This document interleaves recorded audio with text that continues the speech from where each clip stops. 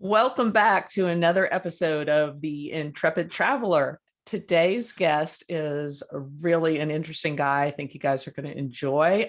He is going to tell us how somebody goes from being born in Kenya to parents from Kenya and Sudan, moving to New York City, going to college in Arizona, becoming an international economics analyst, an adrenaline junkie who is frequently injured, and the president of Big Five Tours and Expeditions.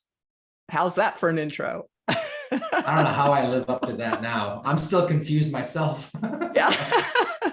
Well, Ashish Sanghrajka. Did I do that? Did I massacre it? You got it. Excellent. Nailed Okay. it. Like I said, is the president of this company. Fabulous company. One of my favorites to work with.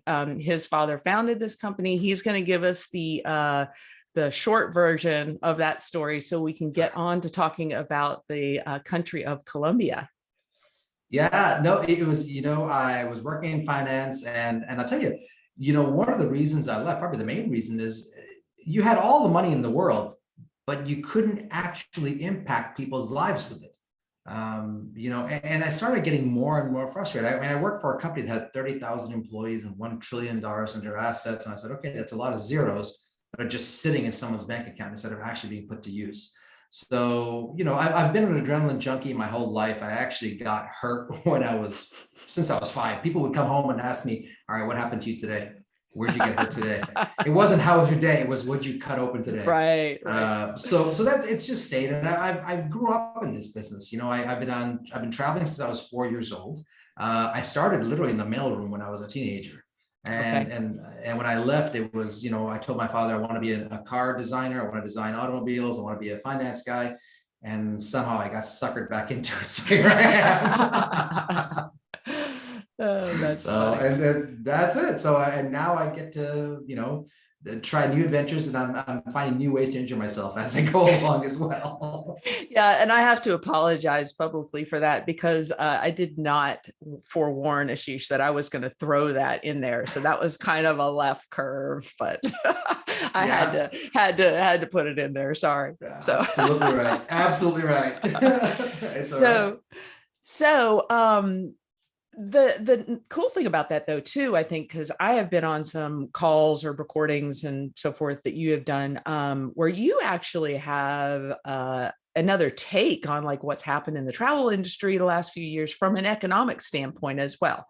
I've found that really useful. So thank you for sharing that expertise. And it must also help as you see things that are going on in the world, especially, with current events and the last few years, to understand, why things happen the way they do sometimes.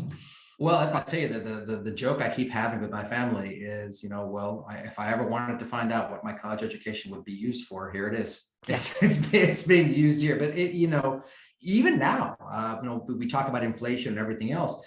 Tourism is the one industry that allows money to flow freer than any other industry in the world, and actually is one of the biggest cures for inflation. And right now we have global inflation, not even one country over the other. It's global. Right. And the way to cure it is to move money. Well, tourism's the answer, and tourism done the right way. That's exactly. Exactly. And we are going to expand on that here in just a few minutes. But I'll also say, I want to date this because we are talking in March of 2022, March 15th, 16th to be exact. So, 16th, yeah, exactly. So because if anybody listens to this down the road, I want them to know when this happened. I do find like listening and listening to other podcasts, looking at recorded webinars and things, it's always interesting to look back on them. So at any rate, all right. So today we are going to talk about Colombia, the country of Colombia, which is spelled with 2 O's. Which the joke is the only U missing is you. Yeah, right. Okay. All right, good. And so I did learn that. Have been there. I've only been there once myself. Am really looking forward to going back. It's definitely a country that touched my heart and my soul immediately.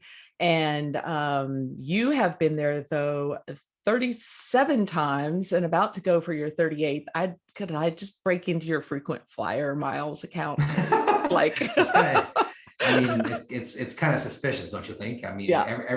everybody's saying you're visiting Colombia 37, 38 times. Is there something in your bag we should know about that you're bringing back with you? Yeah, exactly. Well, and perfect segue is because, we're talking about a country that definitely has a history that, to the point where when I told people I was going the first time, they were like, what?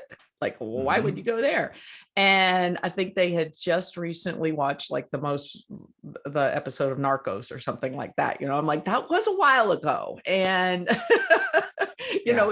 it's perfectly safe, and it's wonderful people. It's a fabulous country, but we are gonna kind of hone in on Medellin today. And that is probably one of the places that most people know about Colombia for obvious reasons.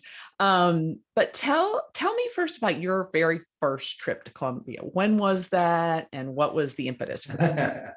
So it was 2006. I had a gentleman from the tourist board that was in the office, that bright-eyed. He was a young guy, a very good friend of mine now. His name is Camilo. He's an amazing guy. So he was in the office, and the government of Colombia had just shifted to this big push for tourism and said, you should come down and see it. And I was, I don't know. And I had the same reaction. I tell my wife, I'm going to Colombia. She goes, wait, you're going where?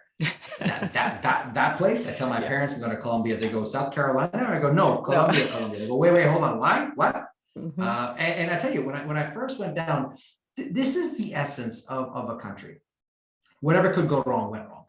Oh, wow. I mean, nobody was there to pick me up at the airport. I even got propositioned in the car on the way to the airport, which I of course said, no, thank you. I'm happily married. My wife is watching. She's listening. I'm happily married. So, it was just that. But then, one could look at that and say, all right, this country's not ready. Or you could take a step back and say, well, obviously trafficking is a major issue. It was what they confused with tourism and used to make a living. Right. Which is not the case. That's right. what the country was trying to transfer. What I saw through all the mistakes, and like I said, I mean, they were up and down, all sorts of places. What I saw, though, were a group of people and a country that was willing to learn. They wanted to learn. You go to certain countries and they just do things a certain way and they're not budging it. And if you don't like it, there's the door, you can leave. That was not the case with Colombia. They really wanted to learn, and they would come back. And I came back, and I was really impressed because Camilo came back in the office and said, so how was the trip? And I didn't think he was going to come back, because I was telling him the whole way, well, we got a lot to work on. Right. And he came back and he asked, how was the trip? He goes, tell me the good, bad, and the ugly, and start with the ugly. And it was, that with the fact that he had the guts to come back, I said, okay. And just a long shot from there to the fact that I had fallen in love with this place. What I noticed from the first few trips was that everybody in Colombia is willing to work twice as hard, right, because of their history. Yeah. They initially used to pretend it never existed, but now they're willing to work twice as hard because it's like a monkey on their back, especially in a place like Medellin. Yeah. They're trying to prove to you that there is more to this country than what you see on Netflix. Yeah. Yeah. And there is.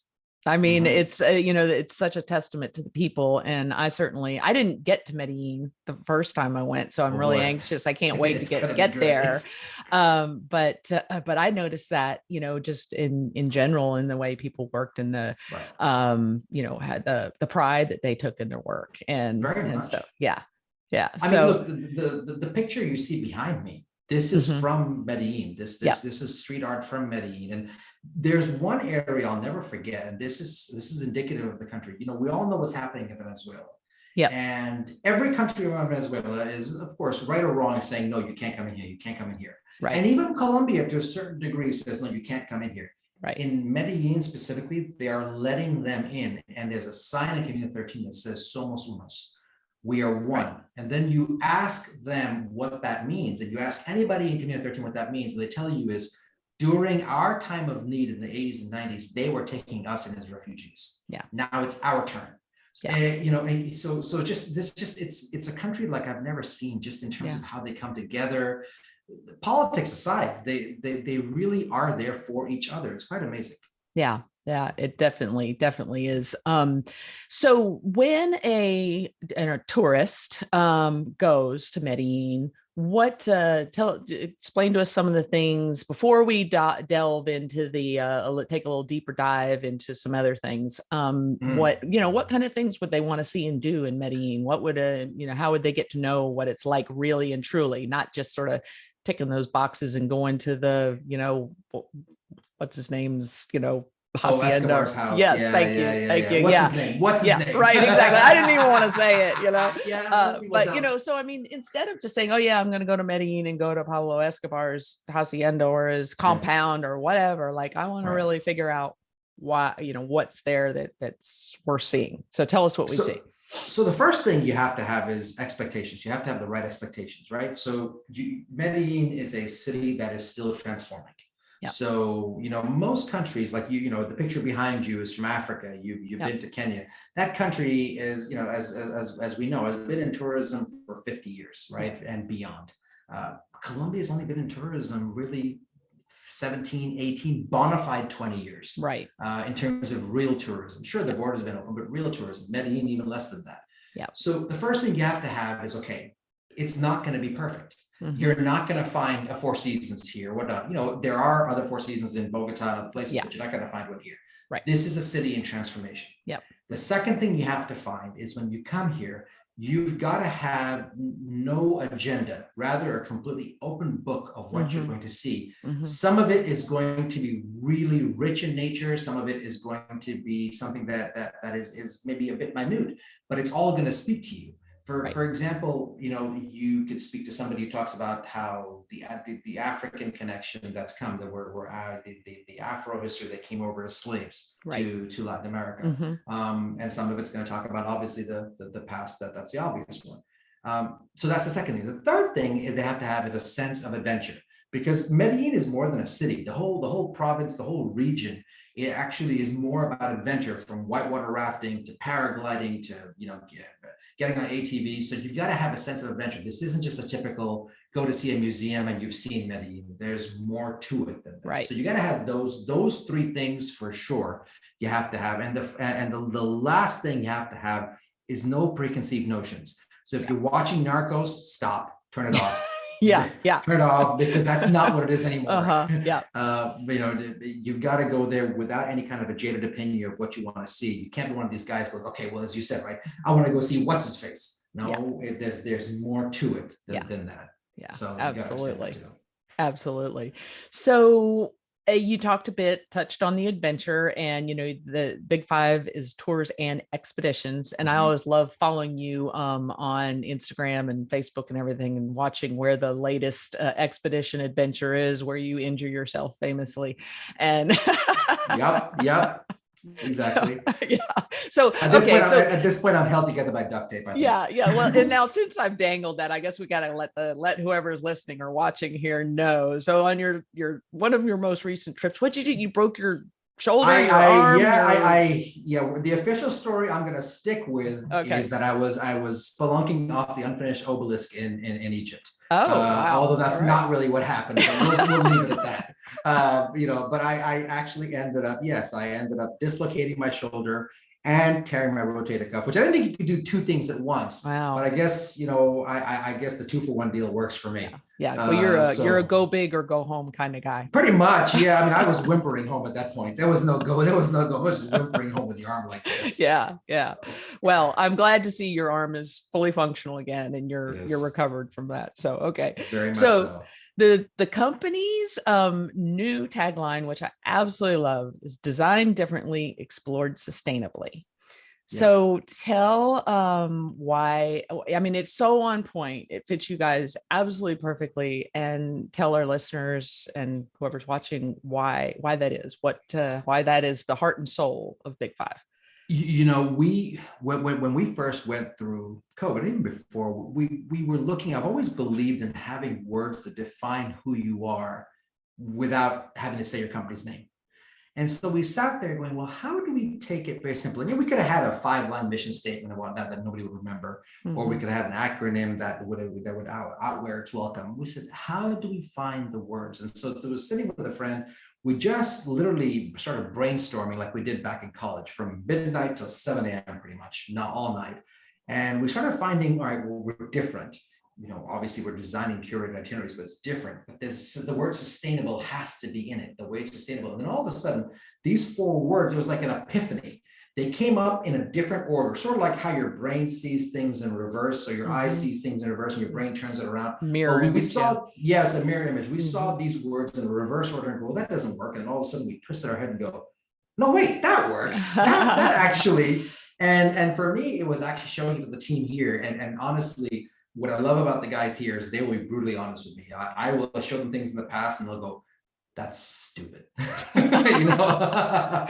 I show them this and they go, yeah, this is actually really cool. Nice. This actually works well. So it is a tagline that if you look at it, even if you never heard who we are, those 4 words would at least start a conversation. Right. Okay. Well, good. And in part of the design differently, and I'll just get a little plug for you all and for me here, shameless, is that, Big Five only works with travel advisors. And that's why you may not have heard of Big Five tours and expeditions before. And that is part of the design differently. You have a different business model. And then the explored sustainably. So let's talk about that, because sustainable is a huge buzzword. And in our call here, we kind of dug down into that, and we're both on the same page that, it's easy to say we're sustainable and put a little, green leaf or something on your website, or, we're making fun of mushy paper straws and, things like that. Not to say paper straws are bad. I'm not, but I'm saying it's got to be more than that. So tell me, what does sustainable mean to you and to Big Five? Because this really goes to the core of this company. Yeah, look, it's something my father started way back when the company started, right? Trying to basically figure out how to get people to stop smoking while we're on tour, right? How to get people to stop smoking and then be able to go on from there. So a big part of it was actually now going forward and saying, all right, look, how do we actually have an impact? I mentioned to you, and I came from finance. The biggest challenge was trying to make a positive impact. And I make no bones about the fact that, when I came from Kenya to the US, my family came here with nothing. Not even enough money for French fries from McDonald's. Right. And literally I watched my parents struggle. Yeah. And one of the reasons I left finance, I swore to myself that if we ever became successful to a certain point that we could afford to do it, we needed to make sure all boats started rising with the tide. It couldn't just be, all right, I made it, see ya. It needs to be more than that. And it was the big part. And then it was having like-minded individuals on our team here that understood it. This point didn't really get driven home as powerfully as it did in the last 2 years, where all of a sudden, when everything was shutting down, we just decided to say we need to stand up, because what we noticed right away is whatever we thought was happening in the world, there is 10 times more happening for people that don't have any voice, whether it's people, whether it's communities, whether it's wildlife, whatever the case may be. So for us, the word sustainable took on the word socially responsible. It took on the word conscience. It took on the word impact. It really did something special. There's an author, Simon Sinek, that wrote this amazing book, Start With Why, but beyond that, he talked about Air Force pilots and military pilots. And he talked about how wingmen will follow each other in the blinds of darkness in conflicted areas. And a wingman who has no artillery will follow blindly with one who does, trusting fully that the other person is going to help them. We as a society don't have that trust. So the sustainability is about the United Nations pillars of sustainability and the defined pillars that are there. But it's also about finding ways to regain trust among those that don't have a voice. Right. It's a powerful topic for me, just because I've lived it personally. I always tell people, and I've heard people tell me as well, any one of us, doesn't matter how much money you have, any one of us are 3 to 5 bad decisions from being on the street. Right. Any one of us, doesn't matter Yeah. how much money, you could be a millionaire. Yeah. You could be 3 to 5 steps from being on the street. That's something that's powerful. Yeah, absolutely. And I think that you and I both have the same philosophy that travel really can be used for good and for change. And that, I think I hear sometimes people go, oh, well, you get on the jet plane and you go wherever, and, you're leaving this huge carbon footprint, blah, blah, blah. And yes, there is, we talk about offsets and all of those things, but talk about the significance of, so when you take, clients to Colombia and you go into talk about Comuna 13 and the difference that that is making in people's lives because of tourism. Oh, 100%. Look, let's take it from that point of I'm getting on a jet plane and the carbon footprint you're leaving. Let's imagine you didn't go. Here's what Comuna 13 would look like before I get into what it is right now. Mm-hmm. If you and just have to Google this to see, go back 20 years, 22 years, you will see tanks and military rolled up in this ghetto. Wow. You will see this area where it is being besieged by military opening fire on protests. You will see people during the 80s that left Medellin because of roadside bombs being taken off, my country manager included, right. Station manager there. And moving to these areas. To today, because of tourism and people visiting this area and having so much pride, the people who were first running to get out of Comuna 13 as fast as they could make enough money to get out, now don't want to leave. Even though they have enough money to leave, they don't want to. It's become a badge of honor or source of pride. It's become a home. It was first a refuge. Now it's a home. Yeah. Now you go into Comuna 13 and you see the dichotomy of this. You've got people that have come with African descendants that have shown here again, their descendants came here as slaves. Yep. They have brought hip hop and R&B music and different type of music and a different genre into Comuna 13 that wasn't there before. And they use music as a basically a sanctuary. Mm-hmm. When all this violence was occurring, the music is what kept them sane, from breakdancing to you name it, right? Yeah. Then you go to this one particular school we go that I love going to called AMI. Yeah. AMI is actually a school that we support, that every child in the school has been impacted, displaced by Pablo Escobar, by what's his face. Wow. Yeah. Oh, what's his face? But they're too young to know who he is or who he was. Right. But yet they're displaced. They know pop culture, but they know pop culture because of tourism. You start going up the steps towards the top and the moving walkways in 13. You've got people living life the way they did 30 years ago. There's an auntie there that makes this ice, what she calls mango ice cream. It's basically, it's diabetes in a cup basically, but it's sugar water and ice, but it's still amazing. Yeah. But she makes it, even though she can afford to make it a different way, she still makes it. It's an icicle with an ice cube in a plastic cup. And yes, it's plastic with some water there and some salt there. And you're eating it because, and I asked her and she said, I could make it in a cup and fancy and whatnot. I make it the way I made it when I had no money, when I was trying to live here as a refugee versus a sanctuary. Yeah. And to remind me of where I came from. Right. That's huge. Right. It is. Now you go further up the steps and you get to the top and you get to the places where artists like Maluma and Madonna and others, big artists, Jay-Z, other ones, have recorded music and they're now singing about these areas. It's beginning to become a legend. Yeah. This picture you see behind me, if you look carefully at it, and these pictures get rewritten all the time, but if you look carefully, the backdrop is Medellin, and you've actually got a community and you've got the world at odds with each other, with the community saying, please don't forget us. Yeah. This is our background. And the world saying, come, be modernize, come to modern society. And Comuna 13 saying, no, this is who we are. This is where we belong. So there's stories everywhere in this place. Yeah. And again, now imagine if you don't get on that plane. Right. Now imagine you're not here. I promise you, if tourism was not in Comuna 13, if tourism was not in Colombia, period, cartels would still be there, tanks would still be here. We wouldn't be having this conversation right now. Yeah, no, it's a huge success story. And those that are listening, if you want to find this on YouTube and look at the art, that Ashish is talking about in his background there. It is amazing. And as a side note, we were joking again before we started recording about rabbit holes. And so here's a little rabbit hole for you that I'm going to go down.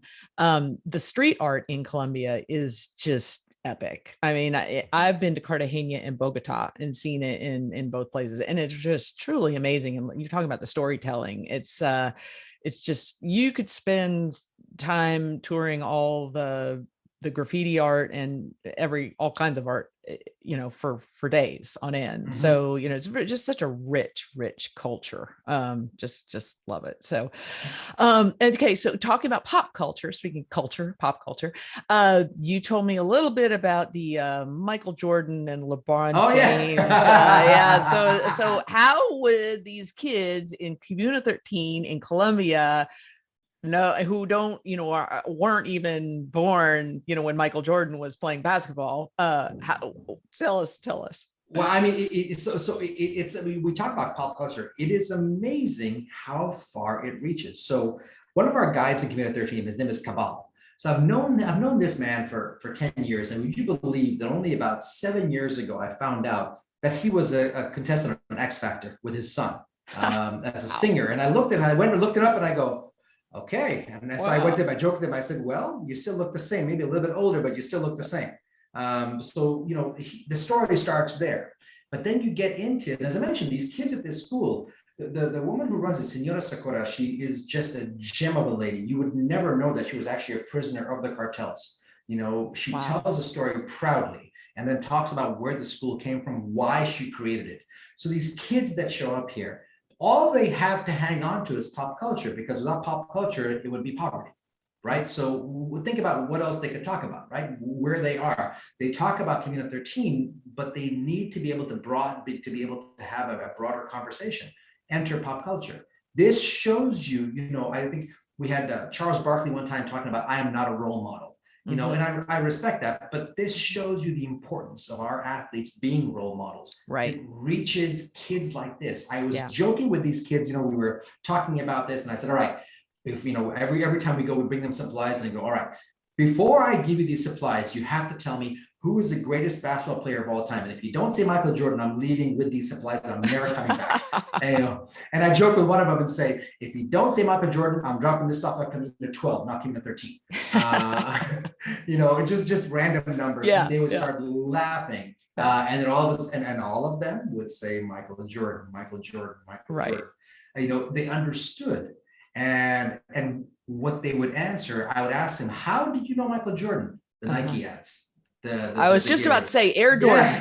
Exactly. Yeah. I mean, it is. I mean, all these marketing execs at Nike and Gatorade and everywhere else and Coca-Cola always talk about their reach here. I don't know if they understand their reach in some of these places because it's hitting them, and they're not watching it saying, I'm going to go buy Gatorade because they usually can't, or I'm going to go buy Nike Air Jordans because they definitely can't.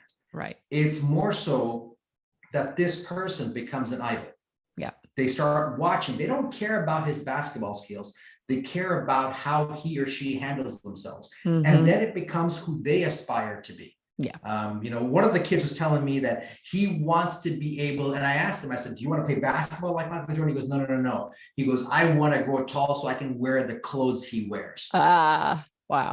Yeah. Okay. I mean, so it's giving him somebody to look up to, something to shoot for, giving him, goals, and seeing, like you said, a good role model. And what I'm gleaning, from this conversation with you is that, this is obviously a huge part of your heart and this company's, and that, one of the reasons I said I wanted to start this podcast was because for me, travel is all about the people. Like when I was much younger, it was all about, how many countries can I get to, and checking things off my list and all of that. But as I've gotten older, hopefully more mature and a little smarter, it's really turned into meeting the people and learning about the communities and the support of those, which goes back to the sustainability and that changing of those lives. And, the fact that you all are really, you're walking the walk. You're not just stroking a check.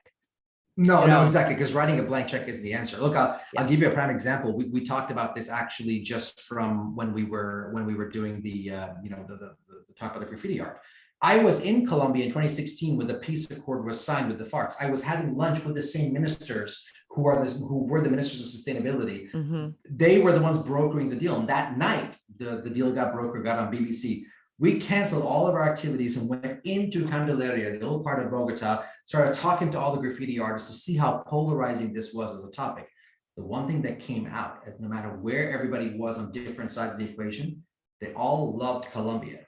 Yeah. They all loved their mother country, and not every country in the world can say that. Right? No, that's true. Yeah, that's very true. Well, it is a great testimony to the country and to the work that you all do there, and the effort and money and everything, time, effort, relationships, all of that, which kind of last note on all this is that you all work with people right there in country. You're not like importing your guys from your office in Florida to go do your tours in Colombia. And so when you go to do a tour with and I almost like I kind of feel like the word tour isn't even, it's not enough. It's not enough. Like, it needs something. It's an immersion.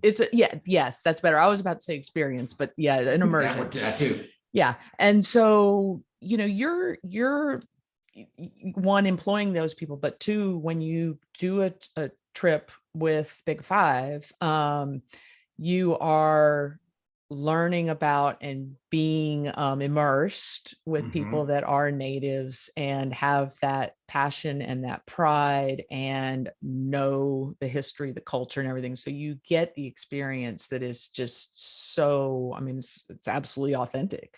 Right. And that's it's very much the case.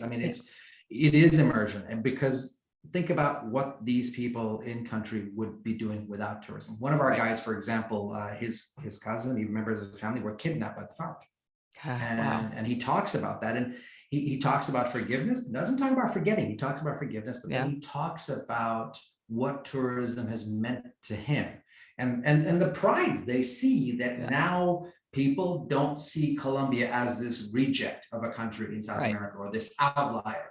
It is now front and center. Yeah, they are a powerhouse in the region, and tourism. You think about it. The country was losing, the economy was losing 5% every quarter in its GDP before tourism. Wow. It is now growing at 2.5%. COVID aside, growing at 2.5% every quarter, and tourism is the second highest export, only behind oil, even ahead of coffee. Yeah, that's how important it's become. Yeah.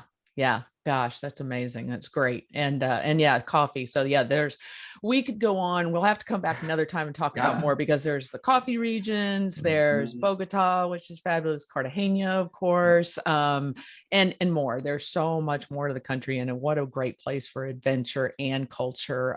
It's just a great mix.